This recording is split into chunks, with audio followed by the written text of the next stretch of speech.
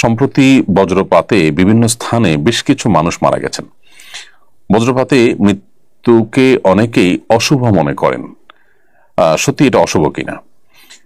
বজ্রপাতে বেশ কিছু মানুষ একই দিনে মারা গেছেন, আমরা অনেকেই দেখেছি। আল্লাহ রাব্বুল আলামিন তাদের সবাইকে মাগফিরাত নসিব করুন, তাদের সন্তপ্ত পরিবারকে সান্ত্বনা নসিব করুন।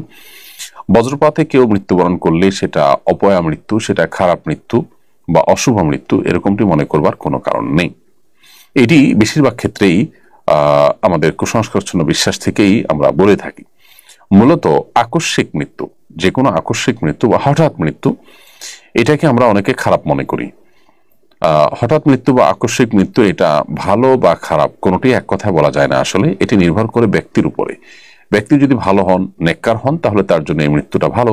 আর যদি বদকার হন, তাহলে তার জন্য এই মৃত্যুটা খারাপ। কারণ এ সম্পর্কে আয়েশা রাদিয়াল্লাহু তাআলা বর্ণিত হাদিসে নবী করিম সাল্লাল্লাহু আলাইহি ওয়াসাল্লাম বলেছেন, নবী সাল্লাল্লাহু আলাইহি ওয়াসাল্লামকে আকস্মিক মৃত্যু সম্পর্কে প্রশ্ন করা হয়েছে। তিনি বলেছেন, এটা রাহাতুল লিল মুমিনি ওয়া আখদাতু আসফিন লিল ফাজিরি। এটা হলো ইমানদারের জন্য ভালো, কারণ ইমানদার তার জান্নাতে যাওয়ার পথে অন্তরায় ছিল তার মৃত্যু, আকস্মিক মৃত্যু হয়ে জান্নাতের পথে তিনি পাড়ি দিলেন, এটি তার জন্য সুখকর এবং ভালো। পক্ষান্তরে একজন খারাপ মানুষ, ফাজের মানুষ, ফাসিক মানুষ, পাপিষ্ঠ, তার জন্য এই মৃত্যুটা হলো আক্ষেপের পাকড়াও।